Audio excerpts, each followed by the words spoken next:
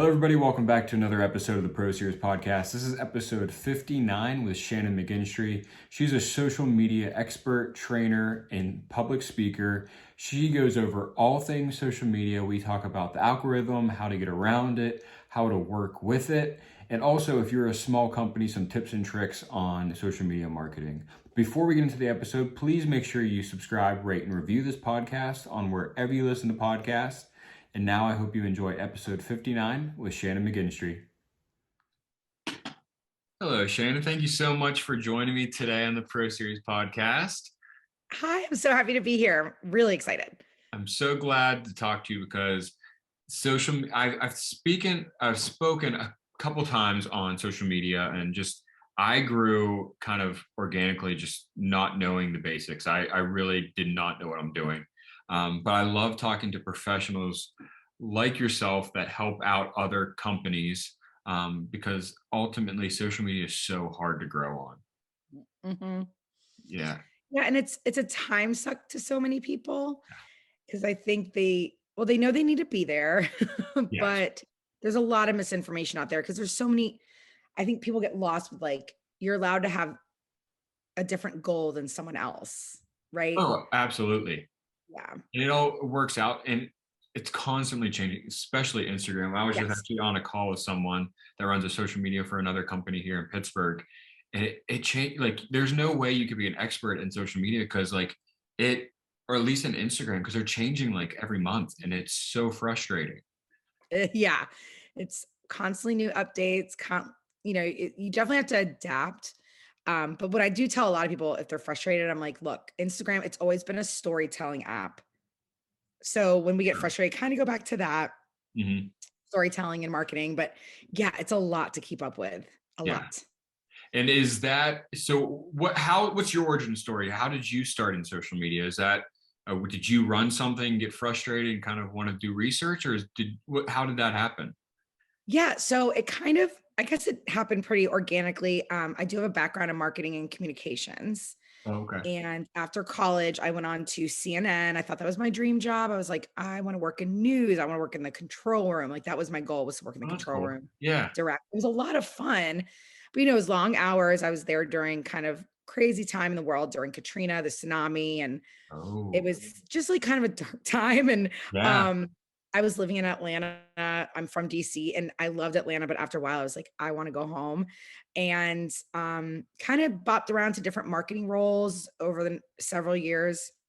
And then eventually I was at a sales job, and the Facebook page was blank. And I was like, can I take a stab at it? So I kind of started doing, it wasn't even part of my job description, but it became part of my job description. But I started managing the Facebook page. And I was like, this is actually a lot of fun because it combines my love of video and copywriting and everything all into one.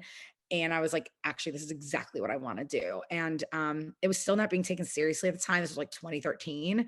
So it wasn't an actual role. And now I was like, I don't want to do the other side. I just want to do Facebook and the LinkedIn pages and stuff. So I had my daughter, and then I was like, you know what, I'm going to try and do this by myself. And I did. And I started working with mainly realtors in the DC area, other small local businesses who I knew needed help. And I knew that I could walk in and go, hi, I can help you. Give me your phone. I'll do it.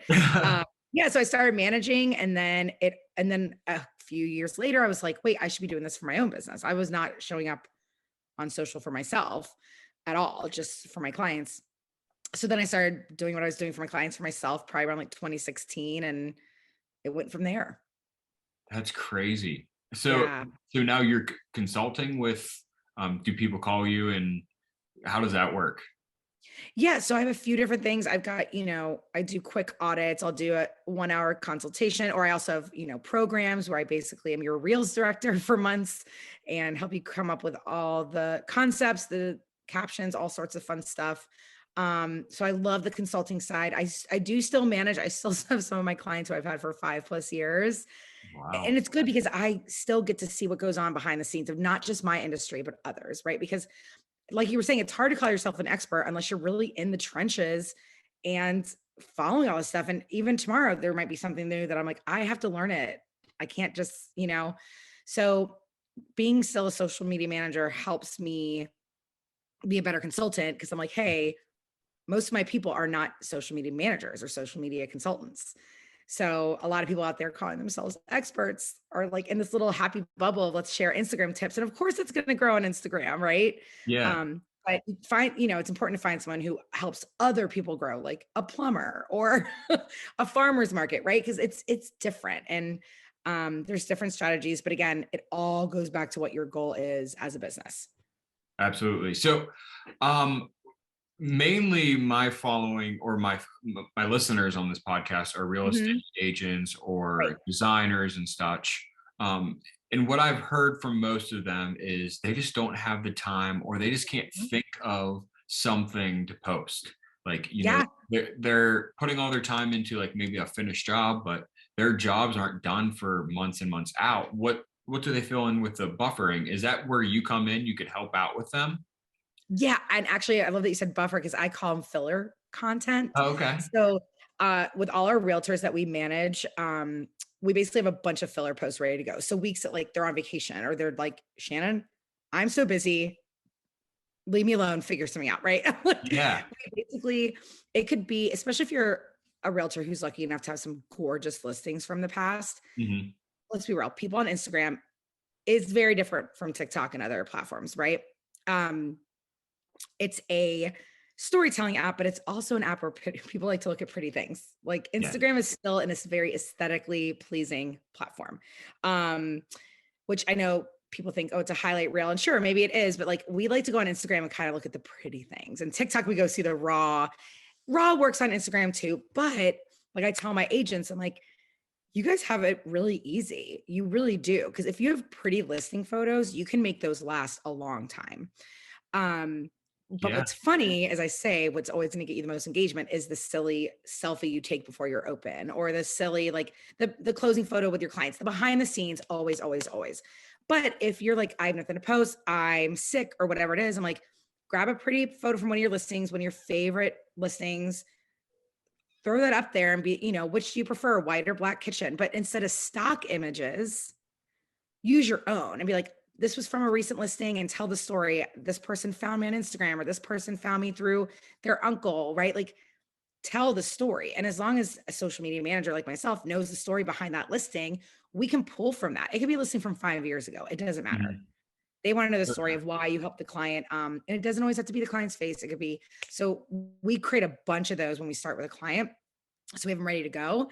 And then as we work with them, if they have a closing, we throw that in first. Obviously, if they have a new listing, we throw all that in first. But every agent I work with, I'm like, dude, when you're at the house for the photos, the real estate photos, like take a picture of the photographer taking the pictures.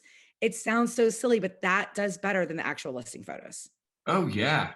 And it also It's has the other agents that follow them be able to relate to them and figure that yes. out.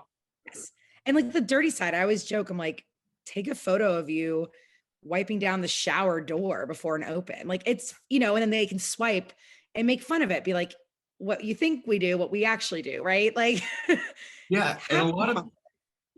a lot of people just think they have to, and I think it's just society is kind of created that everything has to be that pretty picture. Yes. And you can't be silly and you can't, um, you always have to be polished. And I think Yes. that's I was even in that same mindset when I'm Mhm. posting. Everything has to be perfect, but in real estate agents or designing, you can make 4 or 5 different posts just for one job. You can make a reel, you can make like a Easily. behind the scenes, like it's just a different way of thinking you have to be in. I love it. And again, as agents, if you want to show how you go above and beyond for your clients, maybe take a photo of the kitchen with your phone and then show the real estate after and show, hey, look at the difference between these two. This is why you hire me because I, get the job done or whatever it is. But um it's the raw, authentic, like I said, but like you could, when I say like the pretty house photos, we like pretty house photos. But when it comes to you as a realtor, we want the real authentic. Yes. Like it needs to be that perfect mix. If I go to your Instagram and it's just pretty house, pretty house, pretty house, pretty house, pretty house, I mean, that's going to work for some people, but at a realtor, like maybe an interior design company, right? We want to see that. But even every nine photo, I always tell people every ninth photo, put your face, like, or at least the client's face or the dog, your dog, the client's dog, like add That's some humanity. smart. Yeah, like something to attach to other than um just you're just gonna look like a Pottery Barn Instagram, which I love Pottery Barn. Yeah. But we want to know the human behind the interior designer. We want to know the human behind the realtor. But sprinkle it in when you have those weeks where you have nothing. Grab a pretty photo, make it kind of cheeky and fun. Get people to vote if they prefer brass or whatever. Like those are fine, but they'll only get you so far. It's Yeah. that perfect mix of like behind the scenes, establishing yourself as an expert, local content. Oh my gosh, hyper local reels. I tell every realtor, I'm like, go do a tour of your favorite coffee shop or show your three favorite dog parks. Like you're the realtor who loves what? What are you besides selling homes? And that's where so many realtors miss that mark. They don't take themselves as a personal brand, but they are a Yeah. personal brand. That's good. I didn't even think about it. When you said every nine picture, put yourself, a lot of designers, if I'm thinking about, they're posting all their finished products of their designs with them not in it, and it's giving their brand no identity. Yes. And even if it's like them putting the flowers on a coffee table, it doesn't have to be like Olin Mills Yeah, headshot, right? totally. But I know a lot of interior designers especially get really hung up on it because they want that perfect grid. Yeah. Again, if you want to have fun with it, if you really want to keep it like the same, very sharp, clean images, maybe you have a beautiful brand shoot, but then you could swipe, maybe it's a Friday intro post, right? Type Mhm. of content. First one is your headshot, and then go swipe to see what I look like on the weekends. And it's like you hiking with your family, whatever it is, right? We love that because again, we can attach to something, we can bond over something. Um, it's I tell everyone whenever they're struggling with Instagram, I'm like, what would you post today if you weren't selling anything? And like post that. Because That's a good sometimes point you of need a break. swiping because if they want that perfect profile grid, they still could have it. But You can still have it. yeah, Exactly. that's Yep. a way to think about Yep. that. Or Huh. again, a reel could be you saying, whatever. But the cover photo can be that beautiful image that you love. But then you're giving Yeah, people the best of both worlds, the authentic raw side plus the beautiful aesthetic looking shot. absolutely. So, what's your advice on how often to post? Okay, so I love this question because again, it comes down to your goals. Okay. If you're trying to be an influencer and trying to get, obviously you might want to post more. But my rule always is about my goal every week is 4. Okay. That's my goal for myself and my clients. I usually post Monday, Tuesday, Thursday, Friday for my Mhm. clients. They all see really good growth, and that doesn't hit quality doesn't take a hit that way because we're not forcing a piece of content that doesn't land. Yeah. Um, and if I think a piece of content is not going to land, I'm like, we're not posting this. Like, let's Yeah. find something else. So, but I always encourage people to try to do stories every day, even if it's just 2 or Okay. 3, something. Okay. If it's just your breakfast, I don't care what it is, put something up because that's kind of like your open door to your store, having that little ring around your face. Um, I usually completely go dark on stories every Saturday night. So I don't post again until Monday. I give myself a break on Sundays. Uh huh. And those are my content creation days. That way I'm not looking at Instagram, not comparing, I'm not worrying. I'm just like, what do I want to say? You just Hmm. create. But that's what I do. That's what I do for myself, my clients, and we still see great growth. And what I do for myself and my clients is I figure out what's working and I just double down. And you'll notice like a lot of my content, not the same exact message, but yeah, same kind of message, just in different ways, in different formats, right? Similar tips that I know will perform well. And again, I know with realtor, I know what people love on Instagram. And it's like, it's the stuff that we can attach to, the empathetic messages that we need to hear, things that we relate to. So again, with realtors, it's like we relate to local things. If I'm scrolling Instagram and I see on the Reels tab, like the ice cream shop down the street, I'm gonna stop. I'm like, oh my gosh, that's the ice cream place we go to, or like um the realtors doing like little neighborhood tours are killing it, right? They're like, oh, this is the newest shopping center that opened. It's gonna go crazy. And again, this goes back to your goal. Since a lot of your listeners are local, don't worry about having a million followers. Worry about having 2,000 people in your neighborhood who lean on you and look to you for what to do that weekend. Yeah. They're sharing it with all their friends. They're going to go. They might shout you out on stories, like, and say that in your reel, like tag me when you go to X. So I know that, like it's Yeah. just a connection point. It's all about connection. Instagram is all about connection and storytelling. That's it. Yeah, that's smart. I've always told people about the stories. I never let my story run dry, but Mhm. recently I read about if you let it run dry for a Yep, couple hours and then you repost, you get yep. more interaction, and It's huge. it does work like crazy. I It usually doubles. every like 12 hours I put something on, but now I've been waiting and it Yep. does like double. It's Isn't crazy that how that crazy? works. Because it all comes down to engagement. Because if I mean, I'm one of those people, I put up a lot of stories, but Yeah, I've always I do documented too. my day even before I did business. This was like what before I started marketing my business, I was doing it with my own personal account, showing where we're going to, Trader Joe's or, whatever we're doing. Yeah. So I do a lot of stories. And what happens is you'll notice as you do about usually around the 3 to 4 story mark, there's a dip. And it's almost like you lose almost half your viewers sometimes. Okay. Maybe not half, but you lose a percentage and then you lose more because we are watching and we're dipping out, we're dipping out.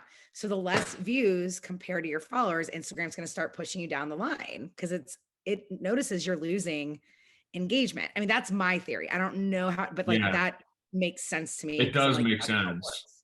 Yeah. So when you go dark and now you're back up and you get 1,000 people to watch your story rather than the 400, Instagram's like, ooh, and more people are interacting. So I always tell people, I'm like, it's actually really good to stick around 3 to 4 because your views will stay up. But if you've got something to share, keep going, Yeah. I know agents that every Tuesday go like a broker open tour. They share every single house, but they keep people watching because every Tuesday, it's almost like a TV show that people look forward to. They know every Yeah. Tuesday, you're going to put up all these photos from these brokers opens they went to, and you have to guess the price. And it's Okay. fun. So like Yeah. if you're gonna do a lot of stories like I do, you gotta keep people watching to be like, hey, like I'm about to share something really good on story 5. Stick with me because we lose their attention. Absolutely. Mhm. So what right now I know in the beginning of summer, like Reels was the thing because Yeah. Instagram was going through an awkward period where they wanted to be TikTok and they Yes. ruined everything, in my Yes. opinion. But what is the go-to now? Like, is it still Reels? Still reels, but I will say I've had so many myself clients carousel posts go bananas. Now, my Okay. rule now for everyone is if you're going to post a static post, because everyone's like static posts are dead. I'm like, yeah, add one more to that static post and you'll double your engagement because Instagram's all about watch time. So if I see your post and maybe it's this podcast, right? If it's just one, I'll look at it, read it, bye. But if I swipe and then I read the next graphic or I look at the next photo, zoom in, play around, like look at things, double tap, Instagram's taking note of that. So it'll show more people.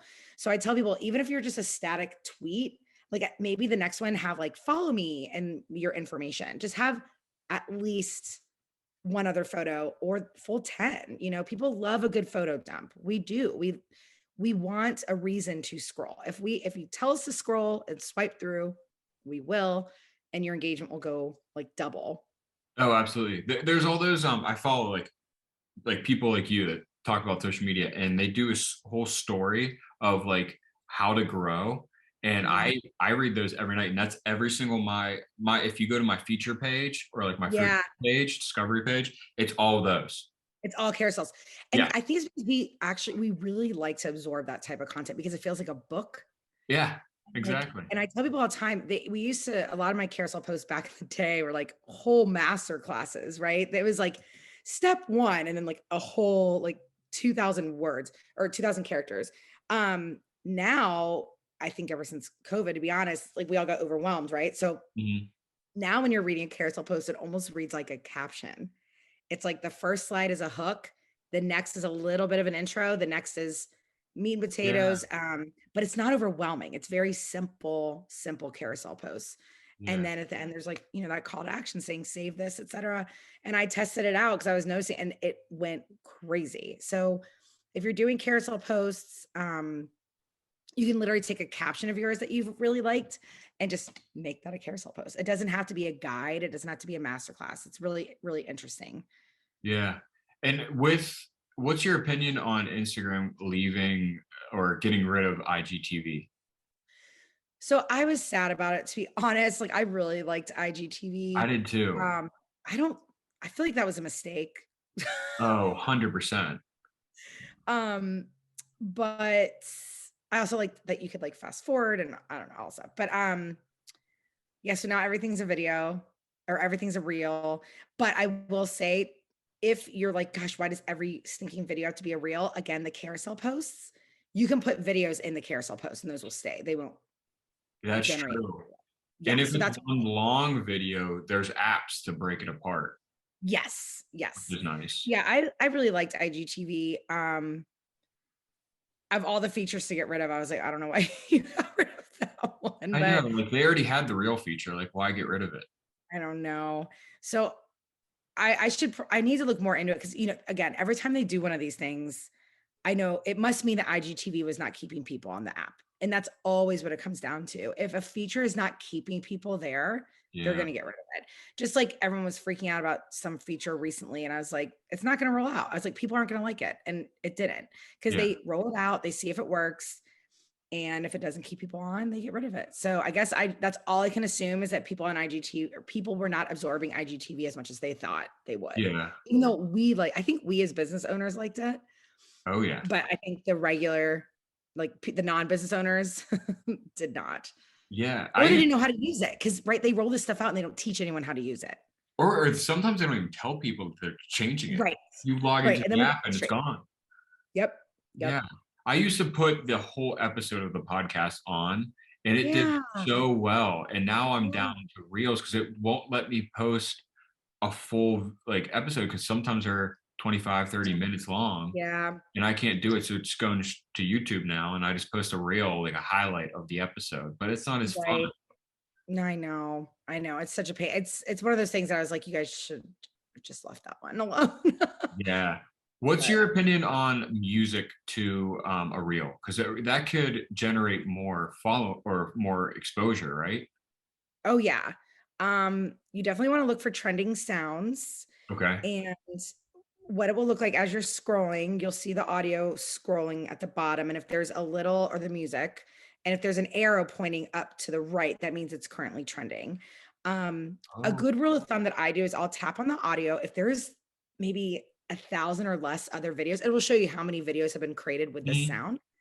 That's the money spot. You want to get like 500 or less videos because that means it just started trending. And when you hop on, you typically see a good jump. Um, if it's a song that has like 500,000 reels, it means the trend's been around a while and it's on its way out. Yeah. So, but Get especially with lost. realtors, yeah.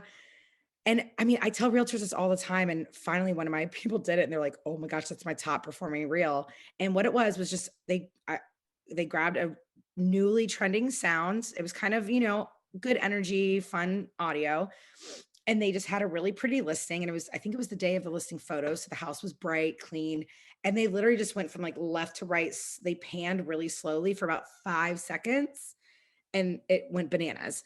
Um, It's so like weird. reels are we overthink all of it, and I'm like, reels are, uh, I hate the term dumbed down, but don't make them complicated. Like we just Yeah. want to see something pretty. We want to see an inspiring message, or we just want to laugh really fast. Yeah. And then there's the reels I do that are 90 seconds where I do a long tip, and that performs well too. But you really got to come with it. And I Mhm. know realtors don't have time to write a script that's, like, or if you do it. But I mean, those little tiny clips that are already sitting in your camera roll, probably put it to some trending audio with a really cool hook, or maybe just the address of the property or a sneak peek, whatever you want to say. Yeah. And you never know, it could totally explode, at least um locally. And what's so cool is for years I've been saying local hashtags, tag your location, engage with local businesses, and people are like, oh, I can work with people all over. I'm like, it doesn't matter. That is an instant connection point when someone sees you down the street. So what's so crazy is I just moved to North Carolina less than 2 years ago. And ever since I did, I get all these followers from North Carolina. And it's because Instagram knows that that is a natural connection point. So it pushes more and more. Instagram is pushing content from users local to you to your feed. And you might notice it Oh. as you're scrolling. You'll be like, oh, that's someone in Pittsburgh, or Yeah. that's, it'll be like best hikes in Pennsylvania. And you're like, how the heck did it know? It knows we'll attach to that and watch it. Again, Instagram is like, what can we show them that will make them stop them from scrolling? or putting the phone down. So Yeah. for realtors and interior designers who work locally, like it's a good place to be. Yeah, that's really cool and also terrifying all at the same time. Yeah, yeah. Have you watched The Social Dilemma on Netflix? Oh yeah.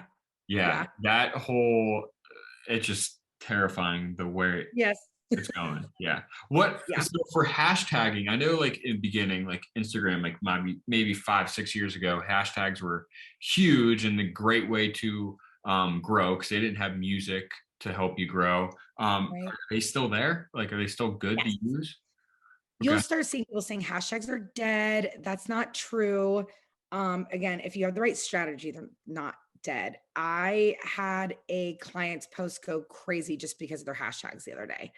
And like 80% of the people that saw it were not followers, and it was because of the hashtag. So, biggest rule of thumb is make sure the hashtags align with the content itself. So, again, a realtor, say you are doing like a tour of the new restaurant that opened. I don't know, like make Mhm. use like I'm from DC, right? So with that, if I was doing that for a client, I would use hashtags like DC Eats, DMV Foodie, DC Restaurants, and then I would use DC Realtor, DC Living, um, things to do in DC, right? I would make sure that those hashtags make sense for the content. I wouldn't say like DC Kids if it's not a kids restaurant, if that makes sense. Like Yeah. Instagram is smart. It does not want you using hashtag um let's say the Oscars were on that night and you knew it was going to be trending. Like you can't use like Oscars 2023 just right, like you can't, it has to align with the content or they're Yeah. going to find it scammy. So definitely get all your local hashtags or DC business, right? DC business owners, there's so many cool hashtags out there that you probably don't even know about. Mhm. And then so an interior designer, right? I would, if it was a dining room, I'd use dining room hashtags, interior design hashtags, and then if it, say they were in DC, DC business owner, DC interior design, things like that, if that helps. Yeah. Like it's what it's doing is categorizing. So think about what you, if you're in like old school, what were they called in the library? Like Oh, I know what you're talking about. I Uh, can't, isn't that sad? I can't think of the name of it. the it's like the Dewey Decimal System, like how Yeah, like that, categorize right. it. So just like think of how they would categorize, like where would you be in that system if someone was searching for your content in the wild, if it was Yeah. like before the days of the internet.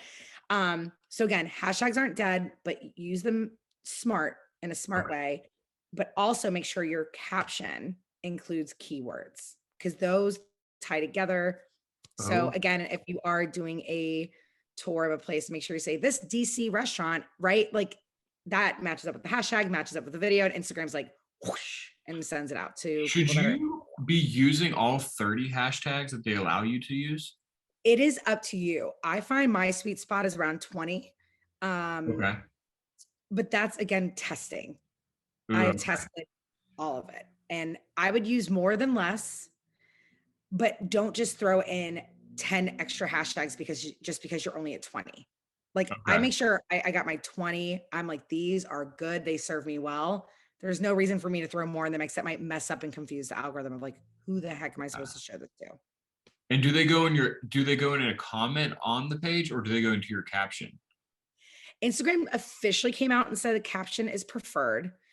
Again, I've tested both. If you put it in the comments, it will still work, quote unquote. Okay.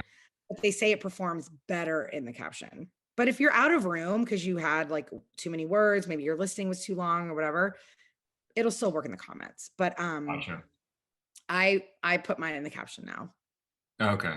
See, Just I've tested it, but it was so far. I'm learning so much actually. yay. Yeah, thank you so much for joining. I feel like we talk about this all day long. Oh, I definitely could. And it changes like every month too. So Yes. that's the frustrating part. I And know. that's why But people the thing need to, is, that's yeah, why I think the people need you. right. Well, and I'm like, I feel bad 'cause I'm like, well, it's why I'm in business because it's always changing. But I try to just kind of simplify for people. Like, look, Instagram, even though it's changed, think of it how it was in the beginning. It's like we still want to see pictures of your dog. We still Yeah. want to see where you're going to get your coffee. We still want to see the human side where you went to vacation. Mhm. We still want to see that. So Oh yeah. every agent, interior design, I mean, interior design might be a little different. Again, it depends on your brand and who you are. But especially the realtors, I tell all of them, I'm like, your page should look more like a personal page than a business one. Yeah, I've talked to a lot of people about that because that's something I always teetered with. Like, do you bring a Mhm. lot of personal into it? And I'm fine with it to an extent. Like, I don't bring family members just because they don't want to be on, or Right. like exterior pictures of my house I don't post, No. just for safety. Yeah. But I have a little bit because I people love seeing videos of my dog. So like Yes. I mean, it just keeps coming, and I'll obviously keep posting about them. But yeah, yeah. Well, no, it's funny. I tell everyone, I'm like, if your engagement's down, get engaged, get married, yeah, have a baby, or get a dog. And yeah, then you'll see it all go up.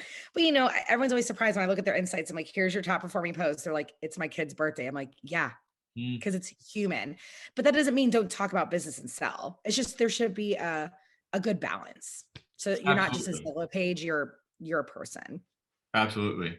And that's something like I'll go to like a work event and I'll meet someone that I've never met before, but they Right. know me because of social media. And they're like, I feel like I know you. And that's a good feeling. It makes me feel like I'm doing something right with my social media. I love that. And that also is a testament because if they meet you and you feel like the same energy in person, it's like very Yeah. reassuring to people and trust is like immediate. I need to start asking that question after. Do I Yeah, fulfill it? I'm sure it is because I think if they didn't say that, they'd be like, oh, I don't Yeah, know you. that No, would but I mean, unfollow. yeah, I think a lot of people um they want to work with the realtor that's approachable. Yeah, Or if you're the bulldog realtor that's like really, I mean, that's fine too, but like just be who you are. And plus it makes it like fun when you meet the person. There's something to talk about already. They're like, you're from there. I know I have family there. And yeah, it's all about that connection point. We just want to bond. We want to feel validated. We want to feel seen. And that's what social media does for us. exactly. Yeah.